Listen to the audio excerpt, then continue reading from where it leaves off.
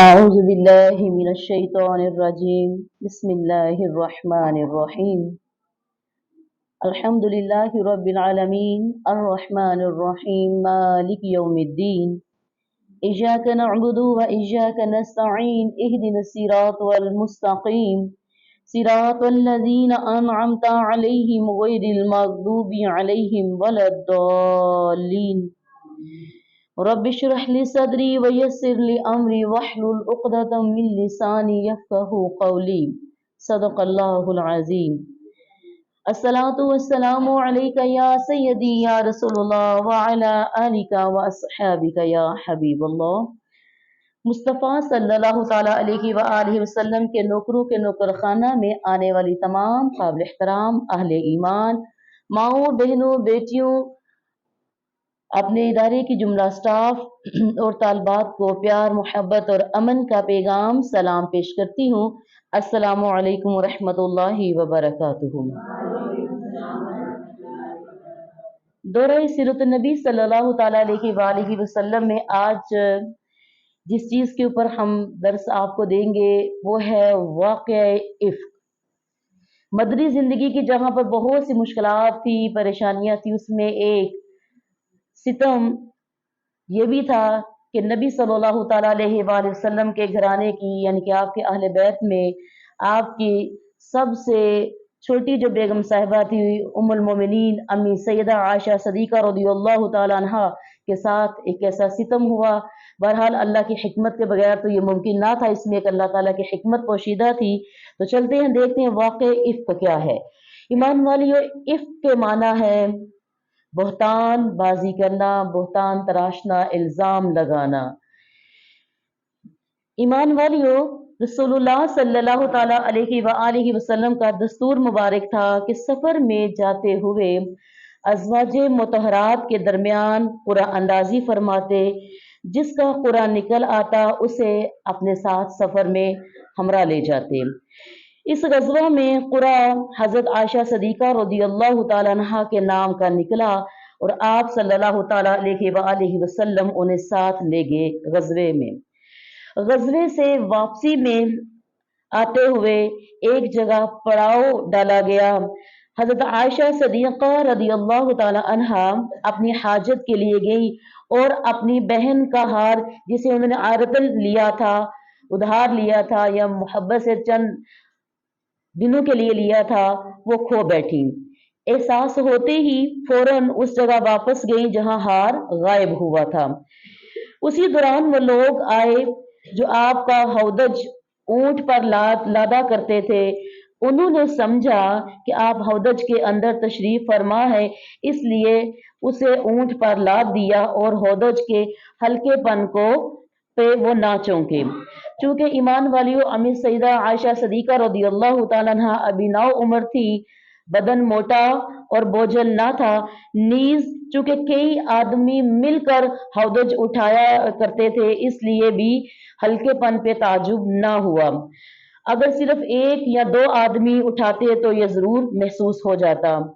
بہرحال ایمان والیوں، امی عائشہ صدیقہ ہار ڈھونڈ کر قیام گاہ پہنچی تو پورا لشکر جا چکا تھا اور میدان بالکل خالی پڑا ہوا تھا، نہ کوئی پکارنے والا تھا اور نہ ہی کوئی جواب دینے والا۔ وہ اسی خیال میں وہیں بیٹھ گئی کہ لوگ انہیں نہ پائیں گے تو پلٹ کر تلاش کرنے آئیں گے، لیکن اللہ اپنے امر پر غالب ہے، وہ بالائے عرش پر سے جو تدبیر چاہتا ہے کرتا ہے۔ چنانچہ ایمان والیوں، حضرت عائشہ صدیقہ کی آنکھ لگ گئی اور وہ وہیں سو گئی۔ اس کے بعد میں پھر حضرت سفیان بن معطل رضی اللہ تعالیٰ عنہ کی یہ آواز سن کر بیدار ہوئی کہ جب انہوں نے یہ بولا ان للہ و انا الیہ راجعون، یہ تو رسول اللہ صلی اللہ تعالیٰ علیہ وآلہ وسلم کی بیوی ہے۔ تعجب سے انہوں نے کہا۔ اب یہ چونکہ جب قافلہ اٹھ جاتا تھا، چلا جاتا تھا، تو پیچھے سے ایک فرد آتا تھا کہ اگر کوئی قافلے کی چیز رہ گئی ہے تو اس کو سمیٹنے کے لیے لینے کے لیے آتے تھے، تو حضرت سفیان اسی سلسلے میں آئے تھے۔ لیکن جب انہوں نے دیکھا کہ وہاں پر کوئی موجود ہے تو آپ نے دیکھا کہ کون ہے، آپ نے ایک لفظ بولا ان للہ و انا الیہ راجعون، یہ تو رسول اللہ کی بیوی ہے۔ क्योंकि वो पिछली रात को चला आ रहा था और सुबह उस जगह पहुंचे जहां पर आप रदी अल्लाह तआला अन्हा मौजूद थी। उन्होंने जब हजरत आयशा को देखा तो पहचान लिया, क्योंकि वो पर्दे का जब हुक्म नाजिल होने से पहले भी उन्हें देख चुके थे। और उन्होंने इन्ना लिल्लाह पढ़ी और अपनी सवारी बिठाकर हजरत आयशा के करीब की। हजरत आयशा सवारी पर सवार हो गई। हजरत सफियान ने इन्ना लिल्लाह के सिवा जुबान से एक लफ्ज भी ना निकाला, चुपचाप सवारी की नकेल थामी और पैदल चलते हुए लश्कर में आ गए। ये ठीक ईमान वालियों दोपहर का वक्त था और लश्कर पड़ाव डाल चुका था। उन्हें इस कैफियत के साथ आता देखकर मुख्तलिफ लोगों ने अपने अपने अंदाज पर तबसरा किया और अल्लाह के दुश्मन खबीस अब्दुल्लाह बिन उबी को भड़ास निकालने का एक और मौका मिल गया। चुनाचा अब इसको रईसुल मुनाफिकीन भी कहा जाता है। चुनाचे इसके पहलू में नफाक और हसद की जो चिंगारी सुलग रही थी, उसने इसके कुर्बे पिन्हा को अया और नुमाया किया, यानी बदकारी की तोहमत तराश कर वाकयात के ताने बाने बुनना, तोहमत के खाके में रंग भरना और उसे फैलाना, बढ़ाना और उधेड़ना और बुनना इसने शुरू किया। इसके साथ ही भी इसी की बात की बुनियाद पर इसका तकर्रुब हासिल करने लगे। और जब मदीना आए तो इन तोहमत तराशों ने खूब जमकर प्रोपोगेंडा किया। उधर रसूलुल्लाह सल्लल्लाहु ताला अलैहि वसल्लम खामोश थे, कुछ बोल नहीं रहे थे, क्योंकि काफी लंबे अरसे तक वही आप सल्लल्लाहु ताला अलैहि वसल्लम की तरफ ना आई थी। ईमान वालियों, आपके साथी आपके जानशीनों ने आपको हौसला दिया और आपको कहा कि बिल्कुल आपको दुश्मनों की बात पे कान धरने की जरूरत नहीं। इसके बाद नबी सल्लल्लाहु ताला अलैहि वसल्लम ने मिंबर पर खड़े होकर अब्दुल्ला बिन उबी की इजार सानियों से निजात दिलाने की तरफ तवज्जो दिलाई। इस पर हजरत साद बिन मुआद और हजरत उसैयद बिन हुजैर ने उसके कत्ल की इजाजत चाही, लेकिन हजरत साद बिन अबादा पर जो के अब्दुल्ला बिन उबी के कबीला खजरज के सरदार थे, कबाली हमीयत गालब आ गई और उन दोनों हजरात में तुश कलामी शुरू हो गई, जिसके नतीजे में दोनों कबीले भड़क उठे। इधर भी रसूलुल्लाह सल्लल्लाहु ताला अलैहि वसल्लम ने खासी मुश्किल से इस सिचुएशन को हैंडल किया और आपने अपने ऊपर खामोशी तारी रखी। ईमान वालियों, उधर हजरत आयशा सदीका रदी अल्लाह ताला अन्हा का ये ख्याल था कि वो गजवे से वापस आते ही बीमार पड़ गई और तकरीबन 1 महीना मुसलसल आप बीमार ही रही। उन्हें इस तोहमत के बारे में कुछ भी मालूम न था। अलबत्ता उन्हें ये बात खटकती रहती थी कि बीमारी की हालत में रसूलुल्लाह सल्लल्लाहु ताला अलैहि वसल्लम की तरफ से जो लुत्फो अनायत हुआ करती थी, वो अब नजर नहीं आ रही थी। बहरहाल आपकी बीमारी खत्म हुई तो वह एक रात उम्मे मिस्ताह के हमरा क़ज़ाए हाजत के लिए मैदान में गई। इत्तफाक से उम्मे मिस्ताह अपनी चादर में फंस कर फिसल गई। इस पर उन्होंने अपने बेटे को बद्दुआ दी।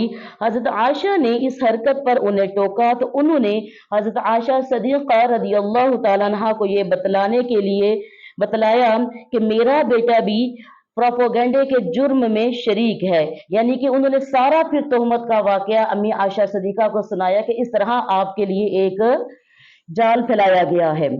ईमान वालियों, अब क्या आगे चलते हैं कि हजरत आयशा सदीका ने वापस आकर इस खबर का ठीक ठीक पता लगाने की गर्ज से रसूलुल्लाह सल्लल्लाहु ताला अलैहि वसल्लम से वालिदैन के घर जाने की इजाजत चाही। फिर इजाजत पाके वालिदैन के पास तशरीफ ले गई और सूरत हाल का यकीनी तौर पर इल्म हो गया तो बे-इख्तियार रोने लगी। फिर 2 रातें और 1 दिन रोते रोते गुजर गया। इसी दौरान न आपको नींद का सुरमा लगाया, न आंसुओं की झड़ी रुकी। वो महसूस करती थी कि रोते रोते उनका कलेजा शक हो जाएगा। उसी हालत में रसूलुल्लाह सल्लल्लाहु ताला अलैहि वसल्लम तशरीफ लाए। आपने कलमा शहादत पर मुश्तमिल खुतबा पढ़ा और अम्मा बाद कह के फरमाया, ए आयशा, مجھے تمہارے متعلق ایسی اور ایسی بات کا پتہ لگا ہے، اگر تم اس سے بری ہو تو اللہ تعالیٰ ان قریب تمہاری برات ظاہر فرما دے گا، اور اگر خدا نہ خواستہ تم سے کوئی گناہ سرزد ہو گیا ہے تو اللہ تعالیٰ سے مغفرت مانگو اور توبہ کرو، کیونکہ بندہ جب تک اپنے گناہ کا اقرار کر کے اللہ کے حضور توبہ کرتا ہے تو اللہ تعالیٰ اس کی توبہ کو قبول کر لیتا ہے۔ ایمان والیوں، اس وقت امی سیدہ عائشہ صدیقہ کے آنسو ایک دم تھم گئے اور اب انہیں آنسو کا ایک قطرہ بھی محسوس نہ ہو رہا تھا۔ انہوں نے اپنے والدین سے کہا کہ وہ آپ صلی اللہ تعالیٰ علیہ وآلہ وسلم کو جواب دیں، لیکن ان کو سمجھ میں نہ آیا کہ کیا جواب دیں۔ اس کے بعد امی عائشہ صدیقہ نے خود ہی کہا، واللہ میں جانتی ہوں کہ یہ بات سنتے سنتے آپ لوگوں کے دلوں میں اچھی طرح بیٹھ گئی ہے اور آپ لوگوں نے اسے بالکل سچ سمجھ لیا ہے، اس لیے اگر میں یہ کہوں کہ میں بری ہوں اور اللہ خوب جانتا ہے کہ میں بری ہوں تو آپ لوگ میری بات سچ نہ سمجھیں گے، اور اگر میں معذرت اور اگر میں کسی بات کا اعتراف کر لوں حالانکہ اللہ خوب جانتا ہے کہ میں اس سے بری ہوں تو آپ لوگ صحیح مان لیں گے۔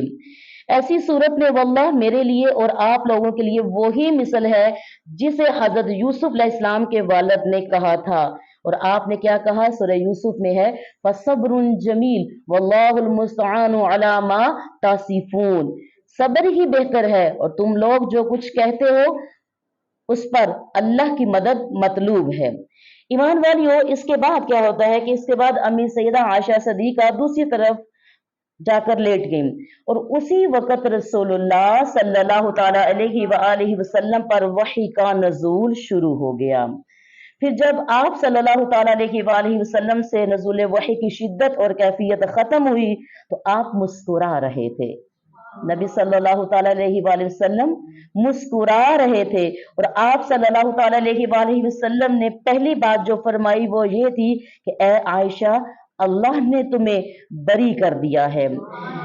اس پر خوشی ہوئی اور ان کی خوشی سے امی سیدہ کی امی جان نے بولی کہ عائشہ، حضور صلی اللہ تعالیٰ علیہ وآلہ وسلم کی جانب اٹھو، شکریہ ادا کرو، لیکن انہوں نے اپنے دامن کی برات اور رسول اللہ صلی اللہ تعالیٰ علیہ وآلہ وسلم کی محبت پر اعتماد و وثوق کے سبب قدر ناز انداز میں کہا، محبت میں کہا کہ واللہ میں تو ان کی طرف نہ اٹھوں گی، میں صرف اللہ کی حمد کروں گی۔ اس موقع پر ایمان والیوں، واقع عفت سے متعلق جو آیات اللہ تعالیٰ نے نازل فرمائی وہ سورہ نور کی 10 آیات ہیں۔ اب دیکھتے ہیں آگے کہ جنہوں نے تہمت لگائی ان کے ساتھ کیا کیا گیا۔